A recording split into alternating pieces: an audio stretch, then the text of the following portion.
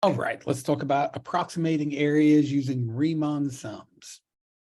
We'll see that word written out here in a minute, named after the mathematician Riemann, of course. Riemann sums are a way to approximate the area underneath a curve that will later be taking a limit as n goes to infinity, which is the same as limit as delta x goes to 0, and turning a sum into an integral. That's where this is going. And I know when I first learned this, I always thought, okay, this is nice to have some background information, but I didn't really care about Riemann sums. Once I learned how to do integrals, I thought, okay, let's just use our integrals from now on. What we're doing now is just an approximation. Once we learn integrals, let's stick with that. And it wasn't until I got much further in my mathematical career that I realized Riemann sums are very important. Like in the real world, when we're trying to build an integral, a lot of times we'll start by building a Riemann sum and then converting it into an integral.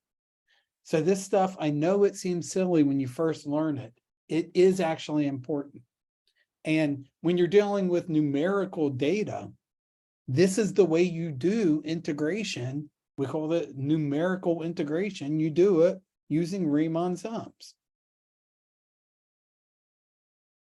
Okay, so this stuff is important. Okay, this should be a refresher. You should have seen this back in pre-calculus, what we call summation notation or sigma notation.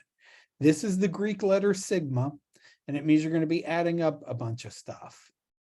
This I here is called your index, and this is saying you're going to count from I equals 1 up to n, and you're going to add up a bunch of different a sub i's. Okay, so for example, if I wanted to add up the first 5 perfect cubes, so I want 1 cubed plus 2 cubed. And that number is whatever it is. I don't care what the sum is right now. I could write that in summation notation, sigma notation. Let me draw this nice and pretty. First, I'm going to say, how many am I counting? I'm counting from I equals my starting is 1 up to 5. And what am I taking the sum of?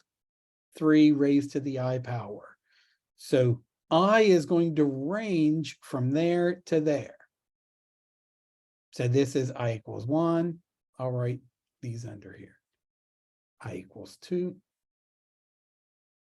Wait, what did I write here? Oh, totally lied to you here. That I was completely lying. I'm not perfect cubes. 3 raised to a power. I equals 1 would be 3 to the first plus I equals 2. 3 squared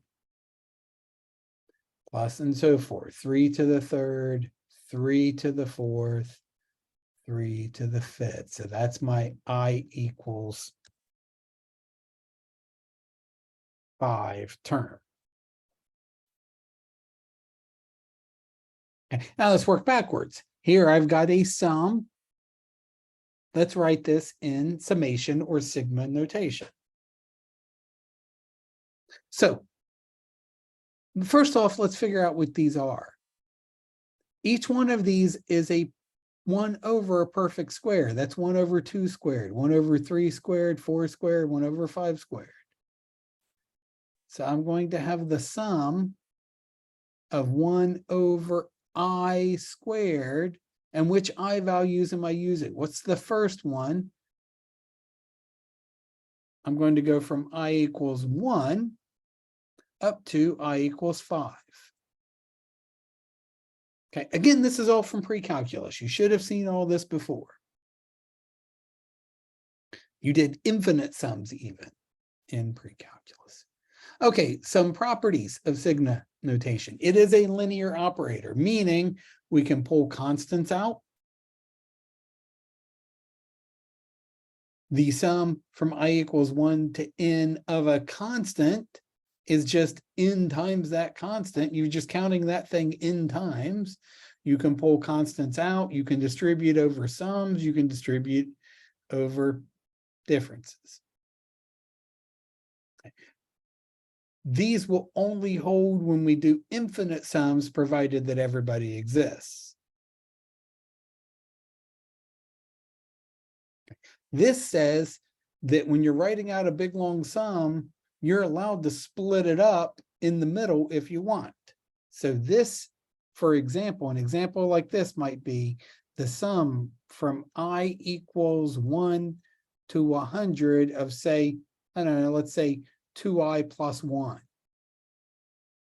I could write that as, oh, well, that's the sum from 1 to 17 of that stuff. Plus, and now just the rest, everybody I haven't counted yet, from 18 up to 100.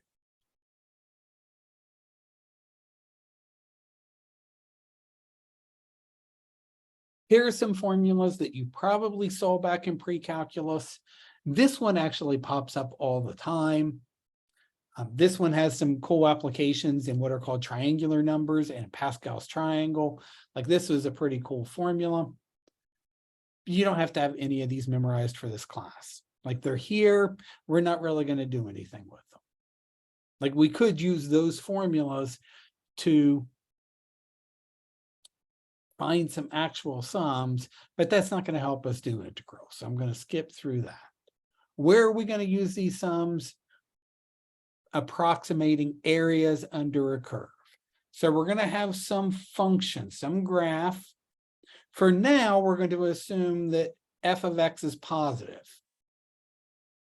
So our non-negative, it lives up here. And I want to find the area between that graph and the x-axis. We're going to call that the area under the curve. What we're going to do is we're going to break this interval. So I've got this interval A to B. I'm going to partition it into n little intervals. So there are n of these. A regular partition is when we partition it equally. Each one is spaced. So if this were regular, then each of these little spaces here that we'll call delta x would be the total distance divided by n. Because I've broken this distance, b minus a is that distance. I've broken it up into n equal pieces, and we'll call each of those distances, that little distance right there, delta x. Then what we're going to do is we're going to build little rectangles in each of these little tiny intervals here. And so forth. And you'll see that the area of my rectangles will be pretty close to the total area under the curve. Now, it's not going to be perfect. You can see like these rectangles here. See that little bit right there? The rectangle's a little bit too big. It's overestimating. And this rectangle that I drew right there, he's a little too small. It missed all that stuff right there. So that's why this whole section is called approximating areas.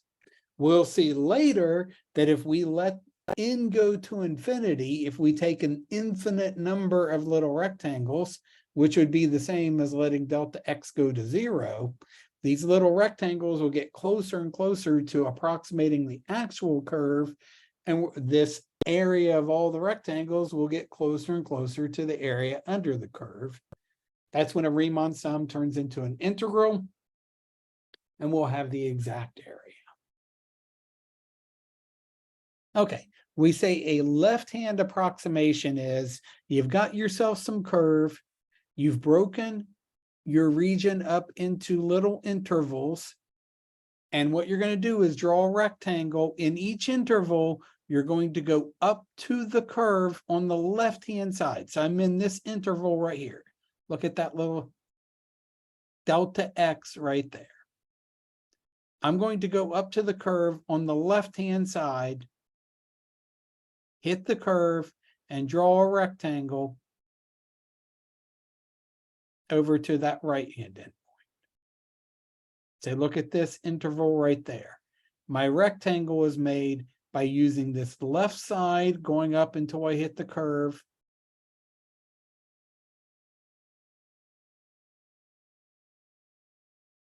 That's going to be the height of that rectangle. That height right there, where the left-hand endpoint goes up to the curve. Then all we're going to do is add up all these little rectangles. So what's the area of this, say this rectangle right here? His area of that little rectangle is the height of the rectangle, f, evaluated at xn minus 1, because that's my y value, times what's the width of that rectangle. Remember, we called that delta x. So my total area under the curve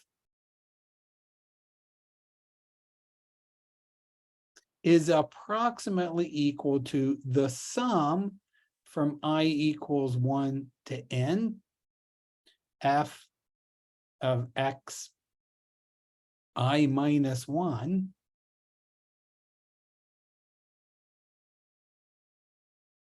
times delta x.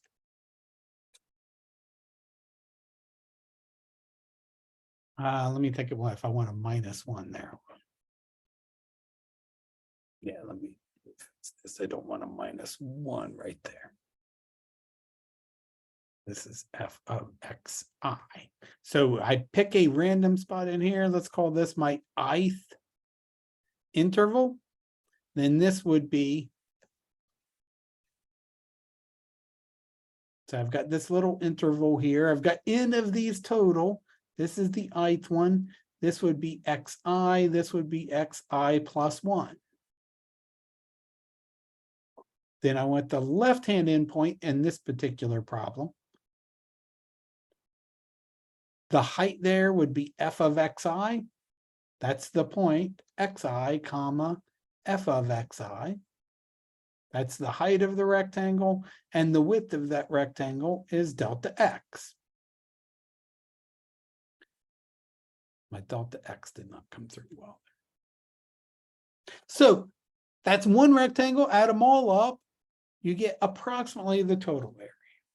We could also play the same game by using right-hand endpoints instead. So now I'm in, say, this interval right here. So now I'm going to use, in this interval, the right-hand point, go up to the graph, and draw my height backwards at that height, right there. So there would be my right-hand interval. In this interval, in this chunk right there, I'm going to the right-hand endpoint, going up to the curve, and that's the height of that particular rectangle. So I've got some curve. I'm at, say, the ith interval, sub-interval here. So this would be x sub I. This is xi plus 1, the next one. I'm going to go here, go backwards. I kind of went a little too far there. Then the area of this rectangle, his area, will be the height, f of xi plus 1, times his width. How wide is it? The width is always delta x. So then the total area will be approximately the sum from I equals 1 to n of f of xi plus 1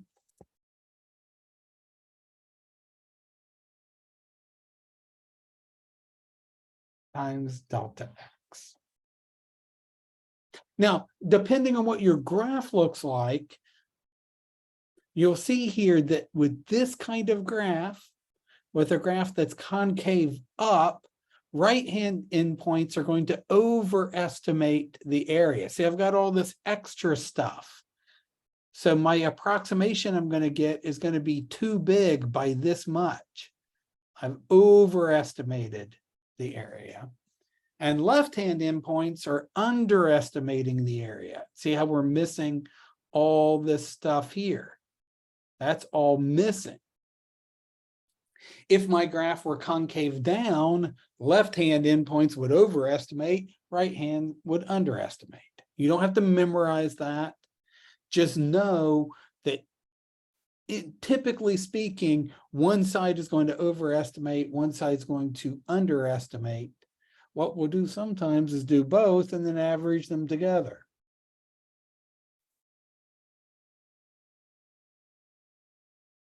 Okay, let me stop this one and we'll do some examples.